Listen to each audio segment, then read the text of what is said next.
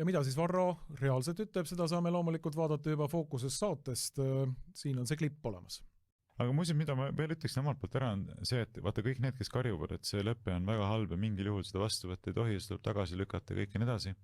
Võiks mõelda ka selle peale, et kui nüüd need protsessid jätkuvad samasuguses suunas, nagu nad on pidevalt jätkunud ja jätkuvad veel kiiremini, sest ameeriklased ütlesid, hea küll, et kui meie pingutused ei ole teile nagu vastuvõetavad, siis katsuge ise hakkama saada. Siis tegelikult võime me jõuda ka sellise olukorrani, kus mitte ainult Ukraina ei kaota seda sõda palju rängemate tagajärgedega kui praegu, vaid võime jõuda sellise juhul ka olukorda, kus Venemaa edaspidised nõudmised on juba väga palju kaugemale ulatuvad. Et nüüd me ei nõua enam seda, et NATO ei laiene Ukrainasse, vaid me nõuame seda, et NATO taandub näiteks 2003. aasta eelsetesse piiridesse. 2004 oli see laienemine, kus Eestiga aegsel kaasati. Ja, nüüd on meie nõudmine selline, tõmmate meie piiride tagant minema. Mitte kusagil ei ole enam kokkupuudet NATO-l Venemaa piiridega, see on meie nõudmine. Soome, Eesti, Läti, Leedu ja siit riburada mööda edasi kõik minema. Ja nüüd meil on selline nõudmine. Ja see ei ole üldse ebarealistlik. See võib ka sinna maale jõuda. Kusjuures mina pean ausalt ütlema, ma tean, et siin on nüüd hea koht, kus saab saatest välja lõigata, kui keegi soovib, aga mis siis, mind ei huvita. Et mingit pidi oleks see ka väga tervendav, kui asjad ka nii läheksid, et NATO sunnitakse taanduma ka Balti riikidest. Ja öeldaks, et jah, nüüd on selline asi, et siit kolite minema, lähete minema, jääb see neutraalseks buffertsooniks, eks ei kuule mingitesse sõjalistesse liitudesse need riigid. Ma arvan, et mingit pidi meie poliitiline kliima terveneks sellest päris kõvasti. Ei saa enam pidevalt lehvitada loosungeid ja ülbitseda ja rääkida siin põlvili surumisest ja tükeldamisest ja ma ei tea millesteks, vaid tuleb hakata mõtlema, mida sa suust välja jääd, rääkima vastutustundlikku juttu. Sellepärast, et keegi sinu selja tagaust ei kata, sa pead ise olema suuteline oma sõnadest vastutama ja oma poliitiliste valikute eest vastutama. Mingit pidi mulle see lahendus täitsa meeldiks. Sest see, ma ütlen, looks palju sellise tervema poliitilise kliima, et inimesed hakkaks nagu suuremat sellist reaalsustaju ilmselt üles näitama. Jaa. Nüüd aru, et see looks tervema poliitilise kliima.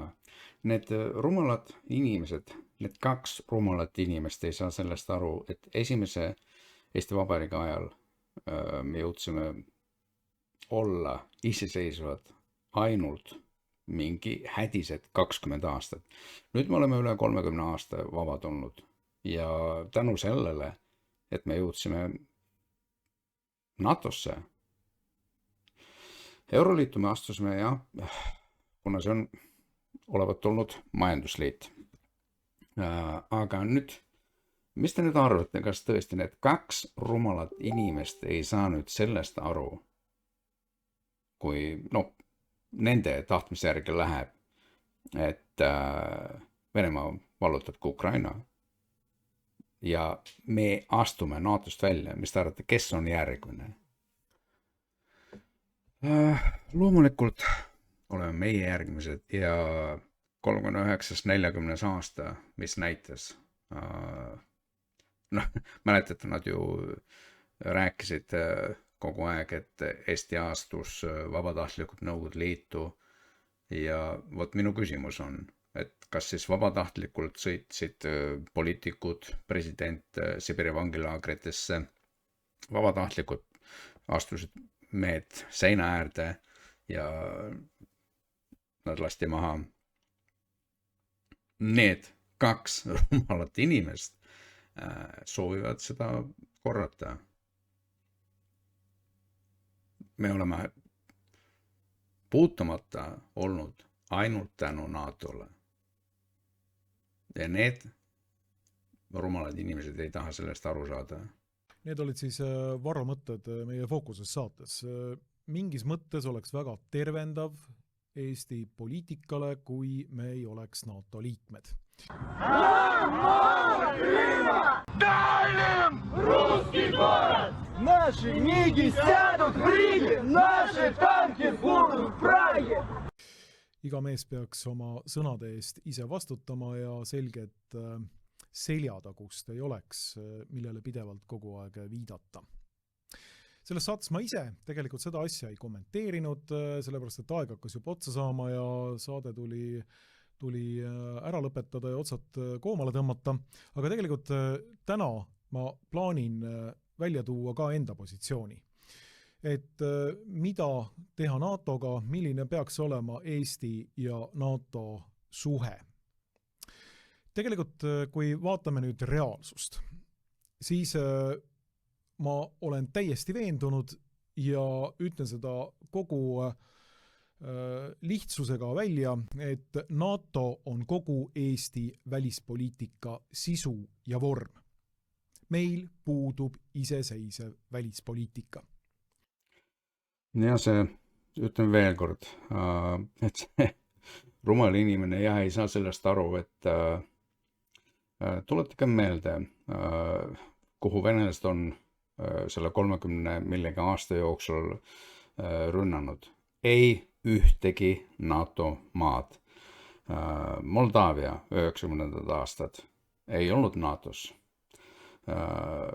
Gruusia ei olnud NATOs. Tšetšeenia 200 ei olnud NATOs. Ja nüüd Ukraina, kuhu ta ründab, muidugi ei olnud NATOs. Ja see inimene hakkab nüüd rääkima, et jah, et meil isegi NATO ei kõlba enam. No, tule taevas appi. No, nendel inimestel ei ole kõik kodus. Me oleme NATO ja transatlantilise süvariigi platsdarm.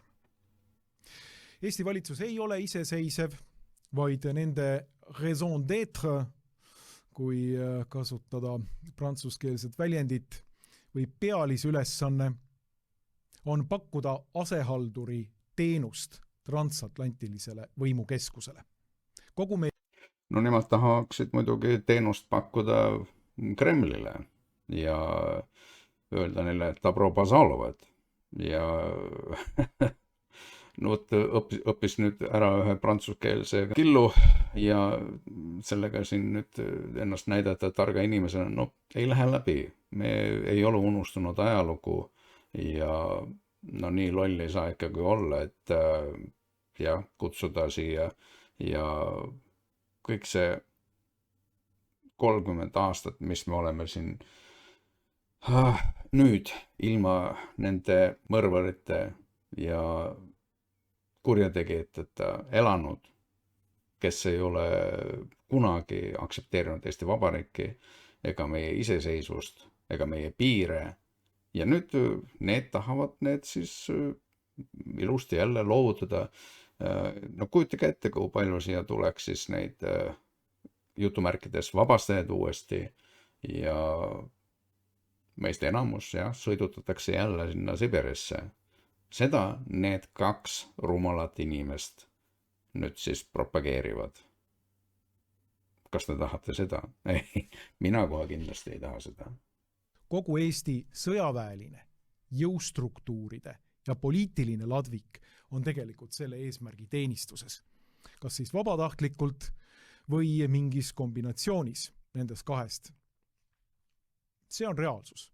Reaalsus on see, et need 2 meest on valmis müüma Eesti. Varro on ise öelnud, tal on ükskõik milline lipp oleks Toompeal ja kuidas seda kubermangu nimetatakse või ja nüüd nad tahavad veel ka NATOst välja astuda. Ma ei leia jah, et meie poliitikas peaks olema ajudeta inimesed ja nende koht oleks psühholoogia dispanseris. Mulle aitab, sellest on kõrini.